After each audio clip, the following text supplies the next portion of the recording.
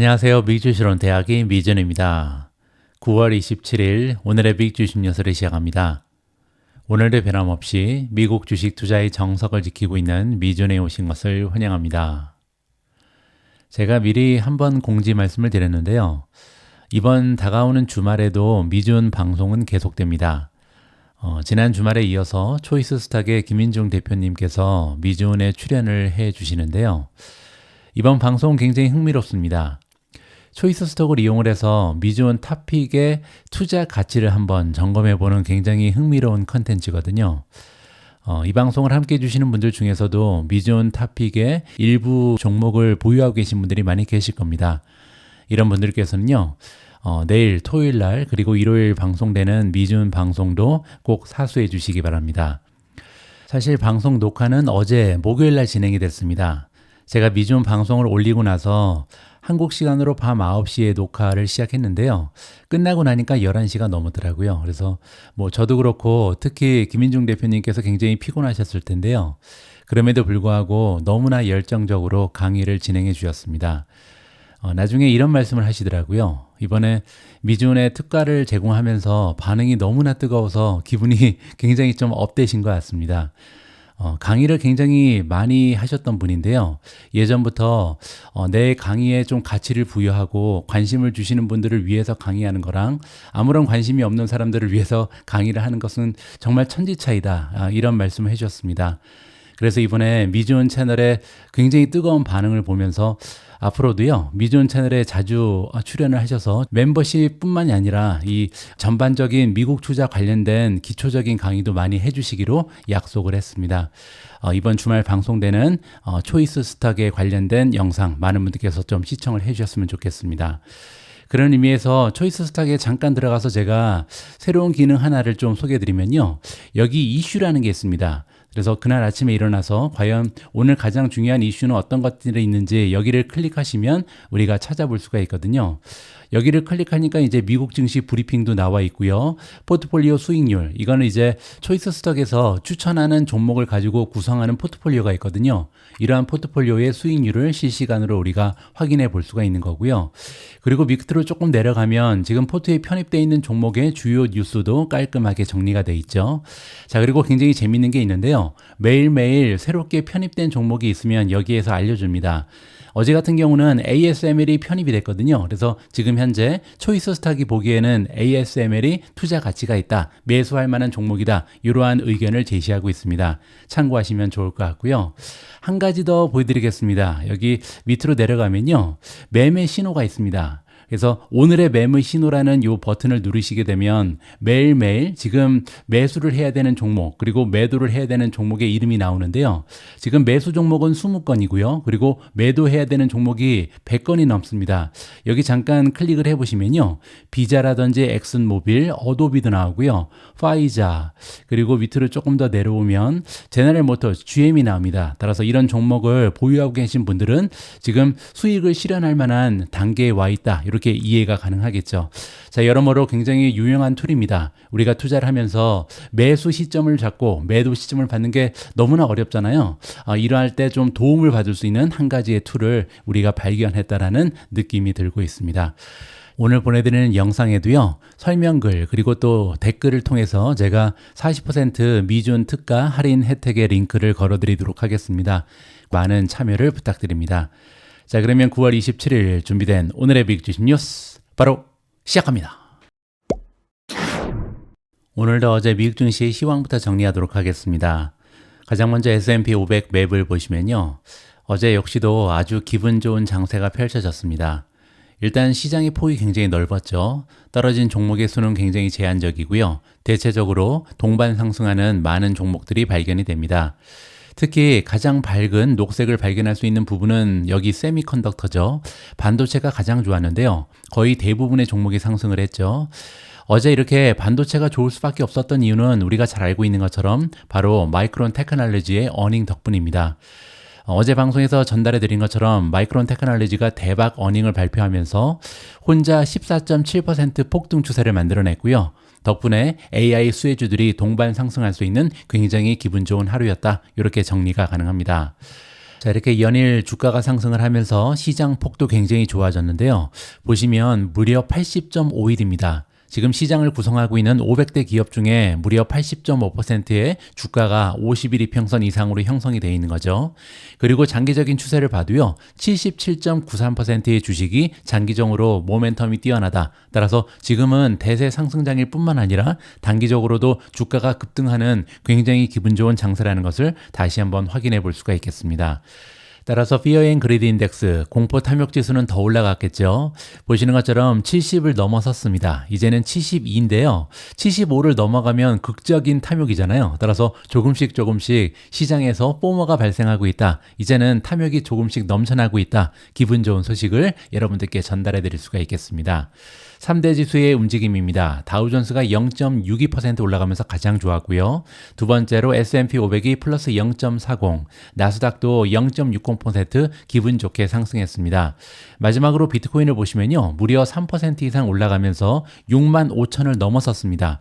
따라서 굉장히 오래간만에 비트코인이 6만 5천을 찍으면서 기분 좋은 상승 추세를 다 같이 즐기고 있다. 이렇게 보시면 되겠죠. 러셀 2000도 어제는 올라갔습니다. 0.57% S&P 500을 초과하는 굉장히 좋은 상승 추세를 만들어냈다. 이렇게 정리해 드리겠습니다. 마지막으로 미주온 탑픽의 성적인데요. 미주온 탑픽 역시도 올라간 종목의 수가 훨씬 더 많았죠. 첫 번째로 B2가 어제 비트코인의 상승 추세에 덜맞춰서 4.65% 급등했고요. 시장 마감 이후에도 3% 이상 급상승 추세를 계속해서 보이고 있습니다. 두 번째로 AMD가 플러스 3.38, 세 번째 비트코인이 플러스 3.03, TSMC 플러스 2.46, 브로드컴 플러스 1.46, TNA가 플러스 1.36, 구글이 플러스 0.77, IWM 플러스 0.53, 엔비디아 플러스 0.43, 그 밖에 제타가 0.40% 소폭으로 상승을 했습니다. 하지만 떨어진 종목도 6종목이나 되는데요. 팔란티어가 0.05% 소폭으로 하락을 했고요. 메타가 마이너스 0.08, 마이크로소프트 마이너스 0.19, 우버 마이너스 0.58, 테슬라 마이너스 1.09, 앱 러빈이 1.97% 가장 커다란 하락폭을 보였습니다. 어제 떨어진 종목은요, 공통점이 하나 있습니다. 최근에 주가가 가장 많이 올라간 종목들이 어제는 기술적인 조정을 받았다. 이렇게 볼 수가 있는데요. 실제로 1개월간의 성적을 잠깐 보시죠. 그러면 가장 위쪽에 있는 세 종목이요. 지금 앱러빈 플러스 42.5%고요. 팔란티어는 플러스 20.26, 테슬라가 19.23% 올라갔잖아요. 세 종목 모두 어제 하락 추세를 기록했죠. 따라서 기술적인 조정이 발생하고 있다는 게 확연하게 드러납니다. 실제로 이들 종목의 모멘텀 지표를 잠깐 보시면요. 앱 러빈의 모멘텀 클릭하시고 밑으로 좀 내려가시죠. 그러면 RSI가 나오는데요. RSI 지수가 어제 하락하기 전에 무려 84.26이었습니다.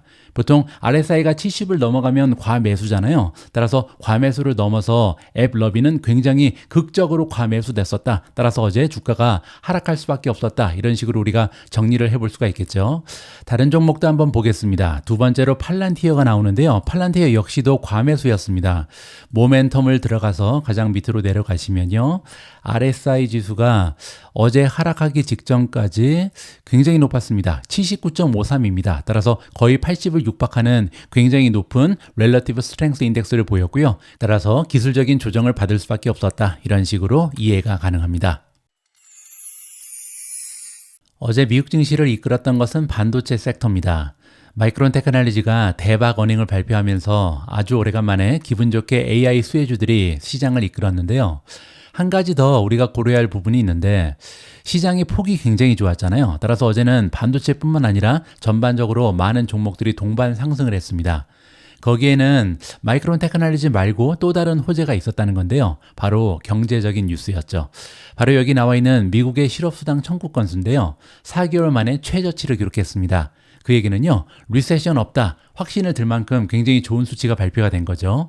자세한 내용을 한번 살펴보도록 하겠습니다. 미국의 실업수당 신청 건수가 4개월 만에 최저치로 떨어지면서 최근에 고용 둔화에도 불구하고 소강 상태를 유지했습니다. 목요일에 발표된 노동부 데이터에 따르면요. 9월 21일로 끝난 주에 신규 실업수당 청구 건수는 4천 건이 전주에 비해서 오히려 감소를 했고요. 21만 8천 건으로 집계가 됐습니다. 블룸버그가 경제학자들을 대상으로 실시했던 설문조사에서 예상한 중간값은요, 22만 3천 건이었습니다. 따라서 예상치에 비해서도 5천 건이나 줄어들었다. 굉장히 좋은 수치가 발표가 된 거죠. 그리고 여기서 우리가 한 가지 더 고려할 부분이 있는데요. 지난주에는 22만 2천 건이 발표가 됐습니다. 그때도 굉장히 낮은 건수다 그러면서 시장에서 환호성을 질렀는데요. 그때 일부 경제학자들이 뭐라 그랬냐면 이번에는 수치가 가치가 좀 떨어진다. 왜냐하면 노동절 연휴로 인해서 아무래도 설문조사에 좀 문제가 있었다. 이러한 의견이 있었거든요. 그런데 기분 좋게 이번 주에는 더 떨어진 거죠. 22만 2천 건에서 오히려 21만 8천 건으로 4천 건이나 감소하면서 계속해서 실업수당을 청구하는 사람들의 숫자가 줄고 있습니다. 반면 실업수당을 받는 사람들의 전체 수를 나타내는 계속 청구 건수는요. 전주에 수치가 하향 조정된 이후 183만 명으로 증가를 했습니다. 하지만 그럼에도 불구하고 6월에서 8월까지의 수준보다는 아직까지는 낮은 수치다. 그 얘기는요. 해고당하는 사람의 수가 별로 없다. 이렇게 해석이 가능할 것 같습니다. 4주 이동 평균은 22만 4,750으로 하락하면서 6월 이후 최저치를 기록했다. 따라서 어디를 봐도 리세션이 찾아온다는 느낌은 찾을 수가 없는 거죠. 자, 그리고 목요일 날은요. 동시에 발표된 다른 데이터가 있었는데 첫 번째는 월간 내구재 주문인데요. 예상보다 강세를 보였습니다. 따라서 내구재 주문도 생각보다 많았다. 이렇게 보시면 되고요. 또한 GDP가 발표가 됐잖아요. 2022년 그리고 2023년 국내 총 생산이 이전에 보고했던 것보다 오히려 수정치가 더 올라갔습니다. 따라서 반가운 소식 하나가 더 첨가가 됐다. 이렇게 보시면 되겠죠. 자, 그뿐만이 아닙니다. GDP에서 2분기에 확정치가 발표가 됐는데요. 미국의 경제가 2분기에 3% 연율로 상승을 했다라는 반가운 소식이 전달이 됐습니다. 3% 경제 성장이면요. 미국에서는 중간 이상 가는 겁니다. 따라서 지금 주식시장을 괴롭혔던 한 가지의 악재는 사실 리세션이 찾아오면 어쩌지? 이러한 불안감이었잖아요. 근데 지금 경제는 오히려 중간 이상을 하고 있는 거죠. 따라서 적어도 조만간 경제 둔화가 찾아올 가능성 굉장히 적어졌다. 따라서 주식시장이 흔들릴 만한 악재 하나가 사라지고 있다. 이런 식으로 정리를 해드리겠습니다. 다음으로 준비된 기사는 시장에 대한 전망입니다. 최근 방송에서는요, 제가 월가 최고의 긍정론자 톱니가 울르고 걸 만큼 굉장히 긍정적인 기사만 여러분들께 읽어드리고 있는데요. 그만큼 지금 시장의 분위기가 뜨겁습니다. 아까 우리가 공포 탐욕 지수도 살펴봤는데요. 계속해서 탐욕이 넘쳐나는 시장으로 전환을 하고 있다. 그만큼 굉장히 뜨거운 장세가 펼쳐지고 있고요. 물론 이러한 장세가 계속해서 진행되다 보면 극적인 탐욕이 넘치는 시장으로 가게 되고요. 그렇게 되면 조금 위험할 수 있다. 이 부분을 우리가 참고할 필요가 있겠죠. 어쨌든 지금은요. 상승장이 지속적으로 나타나고 있기 때문에 투자자 입장에서는 계속해서 좀 즐길 필요가 있다. 개인적으로 생각합니다. 이번 기사에서는요. 이런 대세 상승장이 지속될 수 있다는 7가지나 되는 증거를 제시합니다. 과연 어떠한 근거를 들어서 지속될 수 있는 상승장이 있는지 직접 한번 확인해 보겠습니다. 첫 번째는요. S&P 500이 사상 최고치를 돌파했다는 점입니다. 제가 몇 번 말씀드린 것처럼 사상 최고치 위에는요. 저항선이 없죠. 따라서 이러한 상승 추세가 지켜질 수 있는 하나의 이유가 될 수 있다. 이렇게 보시면 되고요. 9월 19일 돌파 이후에 매일 5,670 이상에서 S&P 500이 마감하고 있습니다. 그 얘기는 한 번 돌파한 게 계속해서 유지가 된다는 거죠. 그리고 여기 5,560이 지지선이라고 나와 있는데요. 따라서 만약에 지금 수준에서 조금 더 떨어진다 해도 5,560에서 막아줄 가능성이 높다. 따라서 새로운 상승 돌파 영역에 있을 수 있다고 판단이 된다고 합니다. 자, 물론 5,560이 뚫리게 되면 문제가 되겠죠. 그렇게 되면 상승 배팅이 중단이 되기 때문에 5,560이 뚫리는지 지켜볼 필요가 있다. 이렇게 이해가 가능합니다. 자, 두 번째는요. 8월 12일 날 처음 나왔던 맥밀란 변동성 밴드의 매수 신호가 아직까지 유효하다. 이렇게 얘기하고 있는데요. 이거는 여기 위에 있는 그림을 좀 살펴볼 필요가 있습니다. 자, 지금 그림이 조금 복잡하긴 한데요. 총 5개의 선이 있고 그리고 나서 여기 조금 진하게 표시된 부분은 주가 차트죠. 가장 가운데 있는 선은 뭐냐면요. 20일 이평선입니다. 그리고 20일 이평선을 기준으로 위쪽으로 선이 2개 있고 아래쪽으로 선이 2개 있잖아요. 이거는 이제 표준 편차를 나타내는 건데 나오는데 플러스 표준편차 3은 여기 하나 있고요. 그리고 이제 표준편차 플러스 4가 그 위에 위치합니다. 아래쪽은 마이너스겠죠. 마이너스 3 그리고 마이너스 4의 표준편차를 선으로 그어놓은 것이 바로 이러한 차트다. 맥밀란 변동성 밴드다. 이렇게 보시면 됩니다. 그리고 이 차트는 어떻게 이용을 하냐면요. 중간에 회귀하는 현상이 있다는 것을 이용을 합니다. 따라서 만약에 표준편차가 3을 넘어서 4까지 찍게 되면요. 그때는 다시 중간으로 회귀하는 현상이 나타날 것이다. 이렇게 예측을 하는 거죠. 자, 여기 보시면요. 4를 찍은 다음에 4를 뚫고 나간 다음에 바이 의견이 나오잖아요. 너무 떨어졌다. 중간보다 표준편차가 너무 벌어졌다는 거죠. 따라서 지금 사면 올라갈 수 있다. 이렇게 보시면 되고요. 반면에 주가가 너무나 많이 올라가서 표준편차가 플러스 4를 찍게 되면요. 그 다음에는 다시 회귀하면서 중간으로 떨어진다. 이렇게 이해가 가능하겠죠. 따라서 여기 가장 마지막에 보시면 셀이 나왔잖아요. 그때가 이제 7월 달 중순이었습니다. 그때 셀 받고 이제 주가가 또 떨어졌죠. 그리고 나서 여러분들 잘 알고 계신 것처럼 8월 초에 주가가 급락을 했죠. 그때 이제 바이 의견이 나온 겁니다. 지나치게 많이 떨어졌다. 마이너스 4를 뚫고 떨어졌잖아요. 그때 나온 바이 의견이 아직까지 유효하다라고 얘기하는 겁니다. 자, 여기 보시면요. 지금 표준편차 3까지는 올라갔죠. 그리고 나서 조금만 더 올라가면 표준편차 플러스 4를 찍을 텐데요. 그렇게 되면 다시 셀 신호가 나올 수 있다. 이런 식으로 우리가 맥밀란 변동성 밴드를 읽을 수가 있습니다.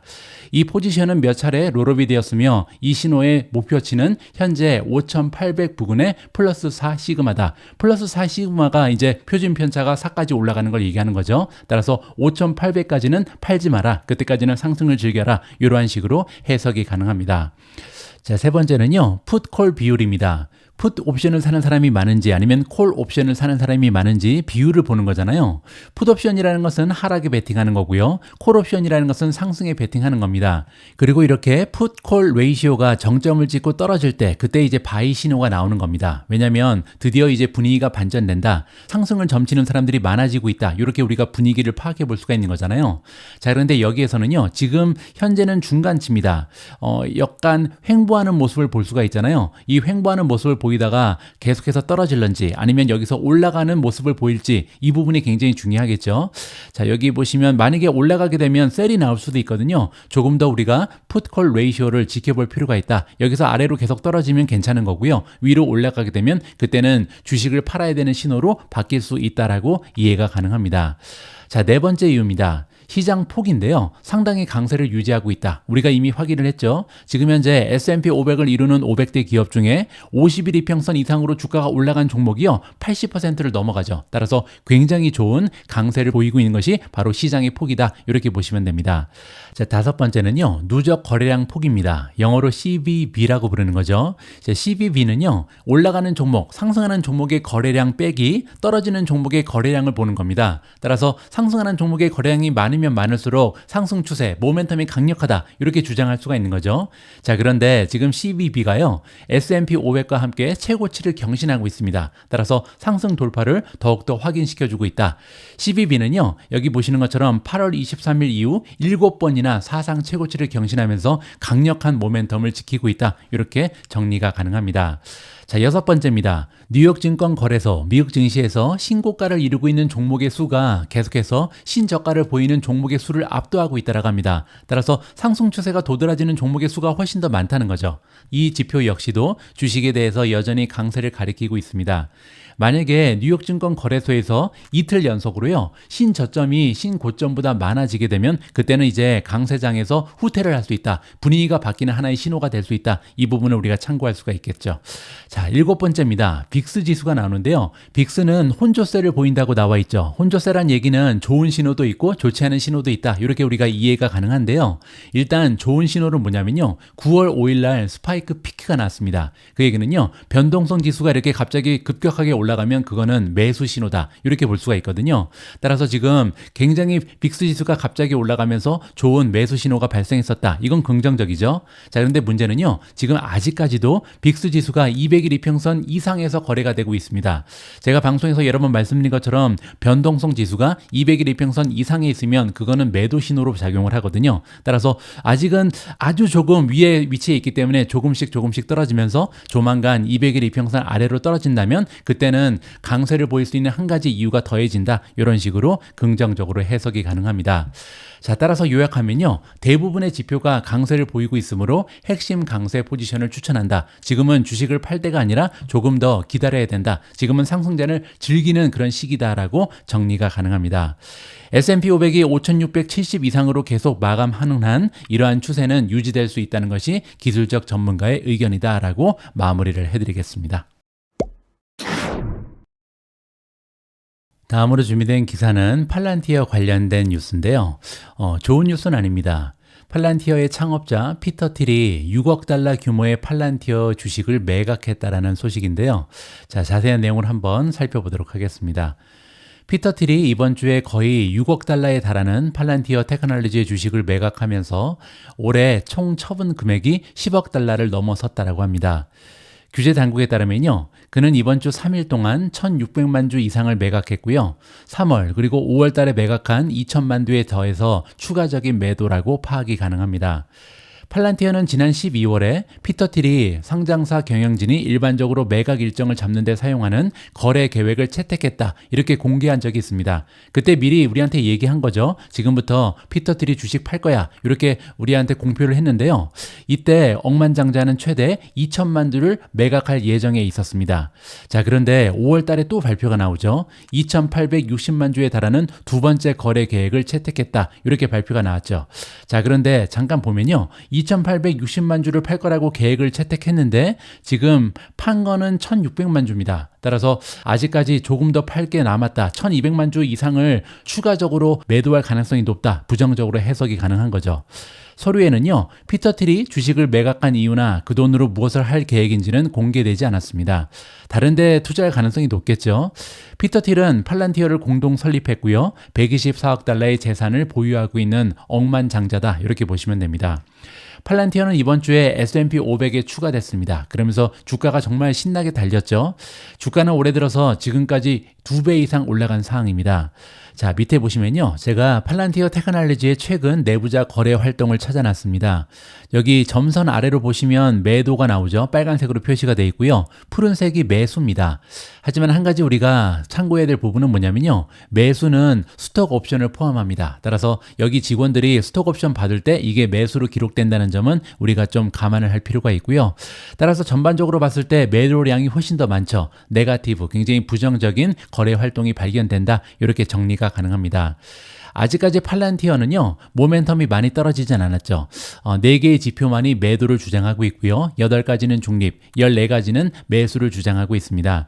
하지만 한 가지 좀 마음에 걸리는 부분은요, 부가 지표는 지금 이미 셀로 바뀌었습니다. 따라서 이동 평균선이 너무나 좋기 때문에 강력한 매수를 보이고 있고요. 하지만 여러 가지 부가 지표에서는요, 보시는 것처럼 셀 의견이 지배적이다. 특히 RSI 지수는 70을 넘어섰기 때문에 과매도된 상태다. 이 점을 우리가 참고할 필요가 있을 것 같습니다. 마지막으로 팔란티어의 주가 차트를 보고 계신데요. 지난 1년간 정말 주가 차트 공부하는 사람한테는 너무나 소중한 자료가 보여지게 됩니다. 여기 보시면요, 머리 그리고 어깨가 나오죠. 헤드 앤 숄더, 삼각형이 완성되면 밑으로 떨어진다, 한번 발생을 했고요. 그 다음에는 더 급격하게 나타납니다. 여기 보시면요, 선명하게 헤드 앤 숄더가 다시 한번 보이잖아요. 그리고 나서 주가가 쭉 미끄러 떨어졌죠. 자, 그리고 이번에는요, 바닥을 3번이나 다졌습니다. 1번, 2번, 3번 같은 지점에서 막히잖아요. 그리고 나면 여지없이 굉장히 좋은 상승 추세가 발견될 수 있다. 이 부분을 우리가 다시 한번 배울 수가 있는 거죠. 자, 그리고요, 또 한 가지입니다. 여기 보시면 컵이 하나 있고 핸들이 있잖아요. 그래서 컵 앤 핸들이 보이고 나서는 주가가 올라가는 경향이 있다, 한번 확인이 되고요. 그리고 또 한 번 여기도 컵 앤 핸들입니다. 따라서 두 번째 컵 앤 핸들이 완성이 되면서 굉장히 멋진 주가의 상승을 최근까지 도모해 왔는데요. 이제 중요한 것은 과연 이렇게 지나치게 밸류에이션이 올라간 상태에서 또 다른 호재가 추가될 수 있을지, 이 부분에 좀 우리가 관심을 가져볼 필요가 있다고 생각을 합니다. 다음으로 준비된 기사는 엔비디아 관련된 소식인데요. 굉장히 흥미진진한 내용입니다. 엔비디아가 인수할 가능성이 높은 기업 탑3를 이번 기사에서 우리가 살펴볼 수가 있습니다. 어떠한 기업들이 인수 가능성이 있는지 확인해 보시죠. 엔비디아가 데이터 센터 관련 핵심 기술을 인수하기 위해 인공지능 제국의 외부로 눈을 돌릴 가능성이 있다라고 서스퀘어나 파이낸셜 그룹이 밝혔습니다. 지금도 거의 완벽에 가까운 그런 기업이긴 합니다. 하지만 좀 더 완벽한 기업이 되기 위해서 여러 기업들을 인수할 가능성이 있다. 이렇게 정리가 가능하겠죠. 애널리스트 이름은 크리스토퍼 롤랜드고요. 이 전문가에 따르면 엔비디아가 광학 네트워킹 및 아날로그 네트워킹 분야에서 잠재적 인수 가능성이 있는 두 가지의 눈에 띄는 구멍을 가지고 있다라고 얘기합니다. 따라서 지금 거의 완벽한 기업이긴 하지만 광학 네트워킹 그리고 아날로그 네트워킹은 약하다. 뭐 이렇게 얘기하는 거죠, 지금. 이 전문가는요, 엔비디아가 시스템과 네트워킹 모두에서 선두를 공고히 하기 위해 시도함에 따라 광학 또는 아날로그 상호 연결 기술 회사 혹은 부서를 인소싱하거나 인수할 가능성이 점점 더 커질 것으로 예상한다라고 밝혔습니다. GPU 클러스터가 선형적으로 확장될 때 상호 연결에 대한 필요성은 기하급수적으로 증가한다. 따라서 엔비디아의 GPU가 성공하기 위해서는요, 네트워킹 기술력이 굉장히 필수적이다. 이렇게 얘기하는 거죠. 데이터 센터의 광학 기술은요, 네트워크 트래픽 증가 지원, 그리고 데이터 센터 내 광신호 송순신, 그리고 대용량 데이터의 전송을 촉진하면서 비용 및 전력 절감 등 다양한 목적을 가지고 있다라고 합니다. 따라서 크리스토퍼 롤랜드는요, 이러한 기술의 비용 증가 그리고 중요성을 고려해 보면 엔비디아가 아마도 선형 이퀄라이저, 레이저 드라이버, 포토닉 통합칩 기술 및 디지털 신호 프로세서의 분야에서 선도적인 제품을 보유한 기업을 인소싱하거나 인수하는 방안을 고려할 가능성이 굉장히 높다, 이렇게 주장을 하고 있습니다. 결과적으로 세 기업이 지금 후보군으로 언급이 되고 있는데요. 첫 번째 기업은 광학 및 광자 제품 제조업체인 루멘텀 홀딩즈입니다. 티커네임은 LIT이고요. 두 번째 기업은 엔지니어링 소재 및 광전자 부품 제조업체 코히런트 COHR이 티커고요. 마지막으로 네트워킹 반도체 생산업체인 마벨 테크놀로지 MRVL, 이렇게 세 기업은요, 지금 롤랜드라는 전문가가 볼 때 잠재적으로 인수 후보다. 따라서 이런 종목들에 우리가 좀 관심을 가질 필요가 있다라고 밝히고 있습니다. 물론 아직까지 엔비디아는요, 이러한 기업의 인수를 적극적으로 고려하고 있지는 않다라고 이해가 가능하고요. 자, 이번에는요, 이 기업들이 지금 월가에서 어떤 평가를 받고 있는지 잠깐 살펴보시죠. 엔비디아는 물론 바이 의견을 받고 있고요. LITE, COHR, MRVL 세 종목 모두 다 매수 의견입니다. 따라서 월가에서 굉장히 좋은 평가를 하는 기업들을 이번에 인수 후보군에 넣어놨다, 이렇게 이해가 가능하겠죠. 자, 밑으로 내려가서요, 과연 그러면 초이스 스톡은 이 세 종목을 어떻게 평가하는지 굉장히 궁금하잖아요. 한번 살펴보시죠. 초이스 스톡이 평가하는 루멘텀 홀딩즈입니다. 보시면요, 관망이죠. 관망이라는 것은요, 지금 보유하고 있지 않은 종목이다. 매도 신호가 나왔다고 써있죠. 따라서 매도한 이후에 다시 살 생각이 아직까지는 없어 보입니다. 그 이유는 여기서 우리가 살펴볼 수가 있는데요. 스마트 스코어가 28점에 불과합니다. 따라서 펀더멘탈이 그렇게 좋은 기업이 아니다. 전체 58%니까요. 중간도 못 가는 좋지 않은 펀더멘탈을 가지고 있는 기업이니까 살지 마라, 이렇게 지금 이야기를 하고 있는 거죠. 두 번째는 코히런트입니다. 코히런트 역시도 관망입니다. 사지 말라고 얘기하는데요. 그 이유는 스마트 스코어가 33점에 불과하고요. 따라서 전체 상위 50%에도 끼지 못하는 중간도 안 되는 기업이다, 이렇게 얘기하는 거죠. 게다가 코히런트는요, 밸류에이션이 고평가입니다. 적정가가 66이잖아요. 따라서 지금 $90가 넘어가는 주가는 너무나 비싸다, 이렇게 평가를 해주고 있는 거죠. 마지막으로 마벨 테크놀로지인데요. 마벨 역시도 관망입니다. 현재 스마트 스코어가 36에 불과하다. 따라서 전체 상위 51%. 따라서 펀더멘탈이 좋은 기업이 아니니까 이 기업 역시도 그렇게 심각하게 고려할 필요 없다, 살 필요 없다, 그렇게 지금 얘기를 하는 거죠. 따라서 초이스 스탁이 보기에는요, 엔비디아가 인수할 가능성이 높은 세 개의 기업 모두 우리 투자자 입장에서는요, 그냥 좀 참고만 하면 좋지 매수할 필요 없다, 이러한 의견으로 정리가 가능할 것 같습니다. 오늘은 아주 오래간만에 SMCI 슈퍼 마이크로 컴퓨터 이야기를 좀 하도록 하겠습니다. 이제는 슬슬 잊혀져가는 종목이 돼버렸지만 사실 슈퍼 마이크로 컴퓨터는요, 굉장히 오랫동안 미주은 채널을 대표하는 효자 종목 중에 하나였습니다. 제가 2023년 9월 24일 날 처음으로 이 SMCI라는 종목을 여러분들께 소개해드렸고요. 그때 이 종목의 주가는 $250도 채 되지 않았습니다. 그때 이미 템버거를 찍은 상황이지만 그래도 $250가 되지 않았거든요. 그리고 나서 여러분들 기억하실 겁니다. 슈퍼 마이크로 컴퓨터의 주가는요, $1200를 돌파하는 바로 직전까지 갔었습니다. 따라서 우리도 이렇게 주식 투자를 오래 하다 보니까 템버거를 들고 있다, 뭐 이러한 느낌을 가질 정도로 굉장히 좀 기분 좋은 주식시장의 짜릿함을 느끼게 해준 그런 주식이었죠. 그런데 안타깝게도요, 어제는 종가 기준으로 402달러까지 슈퍼 마이크로 컴퓨터의 주가가 떨어져 버렸고요. 그 이후에도 지금 계속 하락하면서 393을 찍고 있습니다. 그래서 도대체 어떤 일이 있었길래 이렇게 주가가 어제 하루 동안만 12% 이상 폭락했는지 잠깐 여러분들에게 설명을 드리죠. 법무부 조사 착수와 함께 폭락하고 있는 주가, 이런 제목인데요. 월스트리트 저널은요, 이 문제에 정통한 소식통을 인용해서 슈퍼 마이크로 컴퓨터가 한 공매도 활동 기관의 신고로 인해서 미국 법무부의 조사를 받고 있다, 이러한 보도 내용이 나왔습니다. 따라서 어제 서버 제조업체의 주가는 목요일 장중에 무려 16% 이상 하락 추세를 보였고요. 이 조사는 아직 초기 단계에 있으며 샌프란시스코에 있는 미국의 검찰청의 한 검사가 최근에 관련 정보를 가지고 있을 가능성이 있는 사람들과 접촉하고 있는 사항이다라고 보고서가 덧붙였습니다. 검찰은요, 슈퍼 마이크로 컴퓨터의 회계 위반을 주장한 전 직원과 관련된 것으로 보이는 정보를 요청했고요. 4월 달에 이 전직 직원은 회사와 최고 경영자를 상대로 내부 고발자 소송을 제기했다라는 사실을 보고서에서 지적하고 있습니다. 여러분들 기억하실 텐데요. 8월 27일 공매도 업체 힌데버그 리서치는요, 슈퍼 마이크로 컴퓨터에 대한 보고서를 발표했습니다.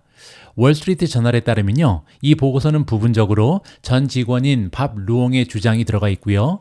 슈퍼마이크로와 최고 경영자인 찰스 리앙의 가족들이 운영하는 회사가 여러 개 있잖아요. 이러한 회사들의 관계의 거래에 대해서 굉장히 초점을 맞추고 있다. 따라서 굉장히 많은 부정이 일어났다라는 추리가 지금 나오고 있는 거죠.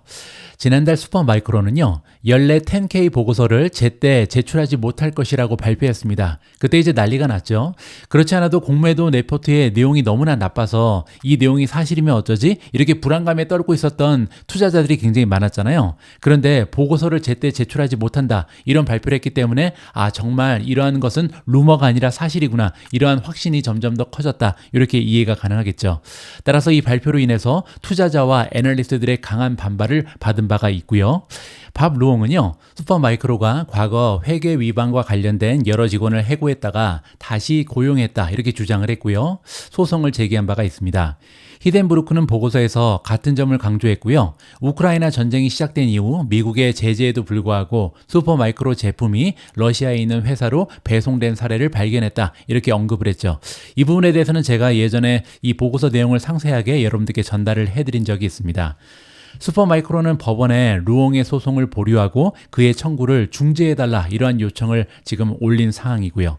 따라서 굉장히 좋지 않아 보입니다. 공매도 리포트만으로도 굉장히 좋지가 않았는데요. 그리고 나서 10K 보고서도 제때 제출을 못했고요. 이번에는 무려 법무부 조사가 착수됐다라는 굉장히 좋지 않은 소식이 들려오는 거죠. 따라서 지금 현재 슈퍼마이크로 컴퓨터의 주가가 계속해서 떨어지는 것은 어떻게 보면 당연한 일이다라고 이해가 가능합니다. 자, 여기서 제가 여러분들과 함께 살펴보고 싶은 내용은요, 과연 우리가 주식 투자를 할 때 모멘텀에 집중하면서 투자하는 이유가 뭔지 다시 한번 우리가 배울 수 있는 좋은 기회이기 때문입니다. 자, 여기 보시는 것처럼 1년 전의 주가는요, 257달러였습니다. 자, 그런데 257달러에 불과했던 주가가 계속해서 올라가잖아요. 그러면서 이제 300을 돌파하고 300이 어느덧 400이 되고요. 400이 어느덧 500, 600, 700 계속해서 올라갑니다. 따라서 주가가 100% 올라갔다고 해서 150% 올라갔다 해서 그것만을 이용으로 해서 주식을 팔면 안 된다. 모멘텀이 상승하고 있을 때는요, 계속해서 주식을 지키는 것이 굉장히 중요하다는 것을 우리가 배울 수 있는 계기였던 거죠. 자, 그리고 계속해서 올라가던 주식이 드디어 떨어지기 시작합니다. 그때가 2월 15일이거든요. 따라서 1000을 넘기고 나서는 계속해서 우상향만 하던 주식이 드디어 떨어지기 시작한다. 이때부터는 주식의 모멘텀이 조금씩 꺾였다는 것을 우리가 확인해 볼 수가 있는 거죠. 자, 그리고 계속해서 1000을 넘어가던 주가가 이제는 1000 밑으로 떨어지기 시작하고요. 700 밑으로 떨어지고 결국은 600, 500, 400 이렇게 계속해서 떨어지는 추세를 만들어냈다. 따라서 추세에 집중하면서 투자하는 것이 얼마나 중요한지 우리가 다시 한번 배울 수 있는 기회였습니다. 잠깐 저의 매도 사항을 여러분들과 공유를 하면요. 저는 처음으로 SMCI를 판 게 2월 22일이었습니다. 그때는 주가가 무려 821달러인데 10주를 팔았잖아요. 그리고 나서 두 번째로 판매한 것은 4월 15일이죠. 그때 SMCI가 899달러였는데요. 7주를 추가적으로 정리했습니다. 그리고 나서 세 번째로 판 것은 5월 20일이었죠. 902달러에 팔았네요. 그때는 이제 5주를 정리를 했었고요. 자, 마지막으로 전량 매도한 것은요. 여기 여기 보시는 것처럼 8월 27일이었습니다. 그때는 이제 주가가 547까지 이미 떨어져 있었죠. 따라서 굉장히 아쉬움이 남습니다. 800대 팔걸, 900대 팔걸, 1000을 넘어갔을 때 팔걸 이런 생각을 많이 할 수밖에 없는 거죠. 사람이라면 이런 아쉬움이 남을 수밖에 없습니다. 하지만 우리가 슈퍼 마이크로 컴퓨터라는 주식을 가지고 1년 동안 매매를 한 결과 역시 모멘텀에 집중을 해야 된다. 따라서 나중에 비슷한 종목을 우리가 보유한 기회가 생기게 되면요. 그때는 슈퍼 마이크로 컴퓨터보다 조금 더 효과적으로 매도를 할 수 있지 않을까 개인적으로 경험치가 올라갔다라고 생각을 하고 있습니다. 9월 27일 오늘의 미국 주식 뉴스는 여기까지입니다. 이번 주에도 미주은과 함께 해주신 분들께 감사의 말씀을 드립니다. 다시 한번 말씀드리지만 이번 주말에는요. 미주은 방송이 계속됩니다. 초이스 스탁의 김인중 대표님 모시고요. 과연 우리가 사랑하는 미주은 탑픽은 초이스 스탁으로부터 어떠한 평가를 받을지 직접 한번 방송을 통해 확인해 보시면 좋을 것 같습니다. 우리 모두가 미국 주식 투자를 은퇴하는 그날까지 다 함께 화이팅입니다. 행복한 하루 되세요. 감사합니다.